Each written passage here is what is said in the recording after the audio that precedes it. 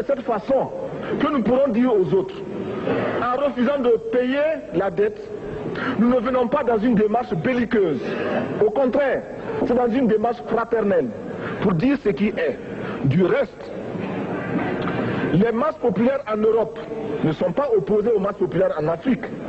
Mais ceux qui veulent exploiter l'Afrique, ce sont les mêmes qui exploitent l'Europe. Nous avons un ennemi commun. Donc, notre club parti d'Addis Abeba devra également dire aux uns et aux autres que la dette ne saurait être payée. Et quand nous disons que la dette ne saurait être payée, ce n'est point que nous sommes contre la morale, la dignité, le respect de la parole. Parce que nous estimons que nous n'avons pas la même morale que les autres. Entre le riche et le pauvre, il n'y a pas la même morale. La Bible, le Coran, ne peut pas servir de la même manière celui qui exploite le peuple et celui qui est exploité. Il faudra alors qu'il y ait deux éditions de la Bible et deux éditions du Coran.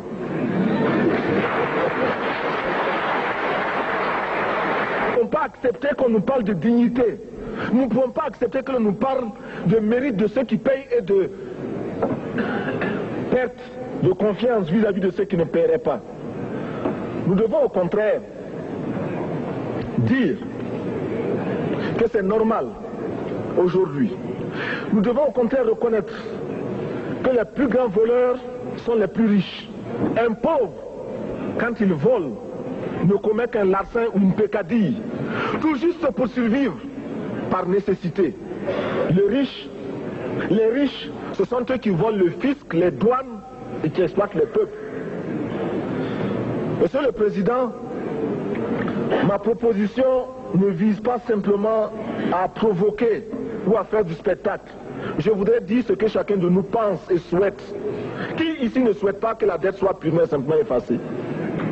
Celui qui ne le souhaite pas, il peut sortir, prendre son avion et aller tout de suite à la Banque mondiale payer. Tous nous souhaitons.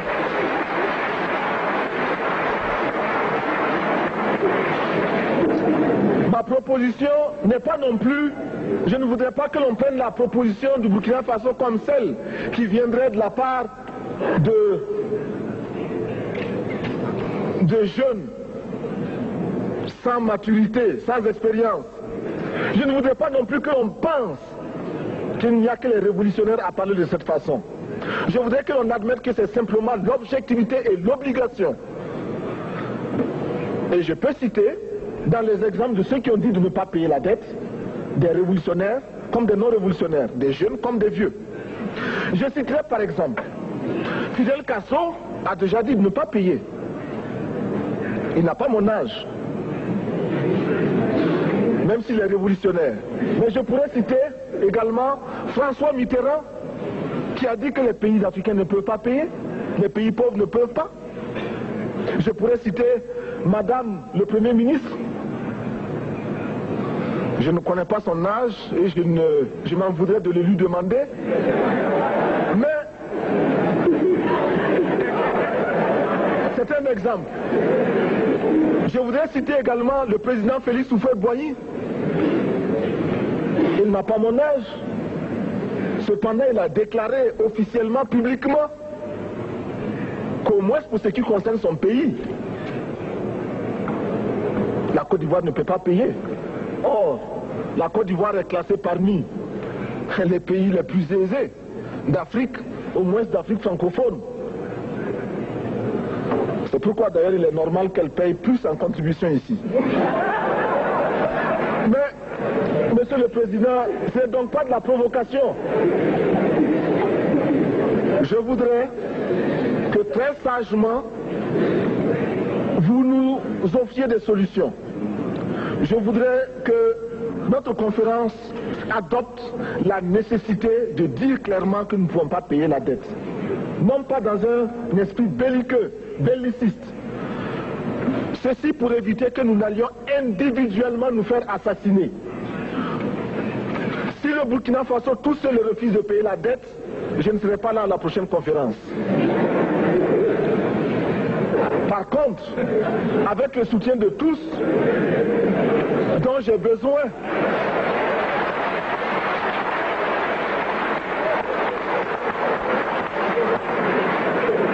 le soutien de tous, nous pourrons éviter de payer. Et en évitant de payer, nous pourrons à notre développement.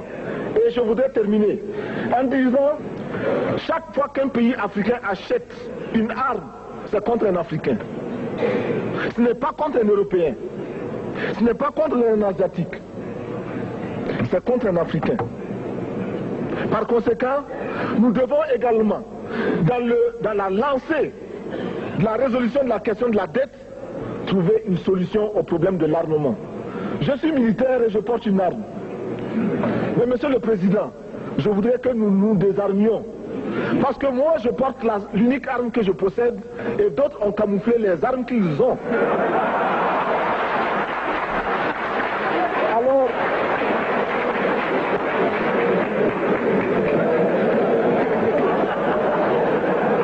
Alors,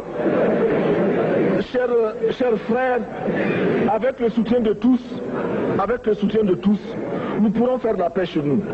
Nous pourrons également utiliser ces immenses potentialités pour développer l'Afrique, parce que notre sous-sol sont riches. Nous avons suffisamment de bras et nous avons un marché immense, très vaste, du nord au sud, de l'est à l'ouest. Nous avons suffisamment de capacités intellectuelles pour créer, ou tout au moins prendre la technologie et la science partout où nous pourrons les trouver. Monsieur le Président, faisons en sorte que nous mettions au point ce front uni d'Addis Abeba contre la dette. Faisons en sorte que ce soit à partir d'Addis Abeba que nous décidions de limiter la course aux armements entre pays faibles et pauvres. Les gourdins et les coutelas que nous achetons sont inutiles. Faisons en sorte également que le marché africain soit le marché des Africains. Produire en Afrique, transformer en Afrique et consommer en Afrique. Produisons ce dont nous avons besoin et consommons ce que nous produisons au lieu d'importer. Le Burkina Faso est venu vous exposer ici la cotonnade produite au Burkina Faso, tissée au Burkina Faso, cousue au Burkina Faso pour habiller les Burkinabés. Ma délégation et moi-même, nous sommes habillés par nos tisserands, nos paysans. Il n'y a pas un seul fil qui vienne de l'Europe ou de l'Amérique. Je ne fais pas un défilé de mode, mais je voudrais simplement dire que nous devons accepter de vivre africain. C'est la seule façon de vivre libre et de vivre digne. Je vous remercie, Monsieur le Président. La patrie ou la mort, nous vaincrons.